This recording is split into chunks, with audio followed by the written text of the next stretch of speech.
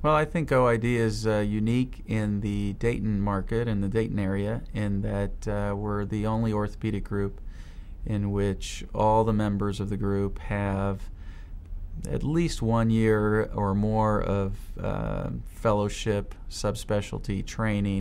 The training of an orthopedic surgeon entails a number of different steps, one of which would be just medical school.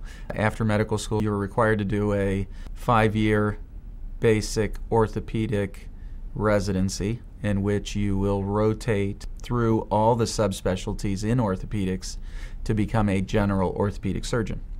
After which, if you want to subspecialize in one of the branches of orthopedics, you will then go on and do a fellowship. In my subspecialty, what I take care of is spine, spinal issues, and particularly for myself, spine surgery. What I had done was a lumbar fusion.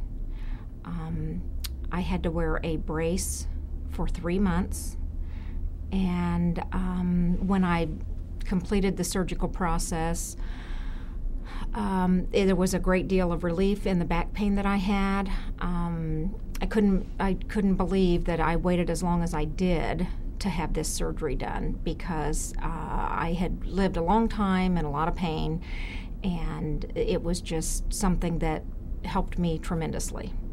I found that I started to have a lot of pain in my back, which I just took for granted was just from heavy lifting, and everything, and ignored it.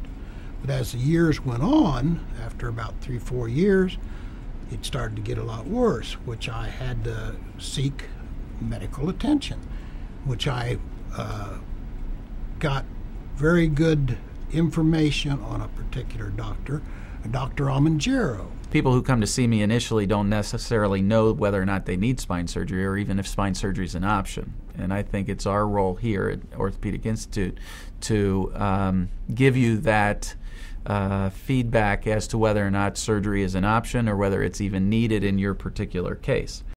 If it's not needed, we have both physical therapy and rehab specialists here who may be beneficial. We have other specialists who can provide other services like epidural injections and things like that.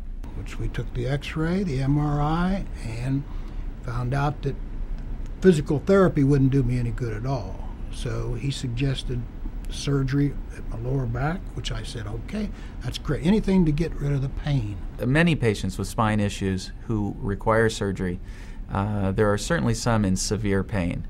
And nerve compression is very painful in its very nature. And patients are very, very satisfied if you can relieve that pain. Dr. Amongero has an excellent staff that works with him. He has a nurse and a physician's assistant, and they both answered questions for me as well as Dr. Amongero. My husband and I both came in for an appointment. They spent a lot of time with me and answered the questions that I had about my apprehensions in having the surgery done. I would say my philosophy in treating patients is I think it's important to give patients a honest assessment of where they are and what they have. I try to the best of my ability, get somebody to understand what is going on. And then, as importantly, is what is a realistic expectation of what can be done in this day and age. I have been pain-free for 3 years. My surgery was 3 years ago, and I'm able to do things that I could not do for such a long time. If anybody would ask me that was having back pain, if I would recommend surgery, I would say under no circumstances would I not recommend it. It's the greatest thing in the world. And Dr. Amongero I would recommend highly.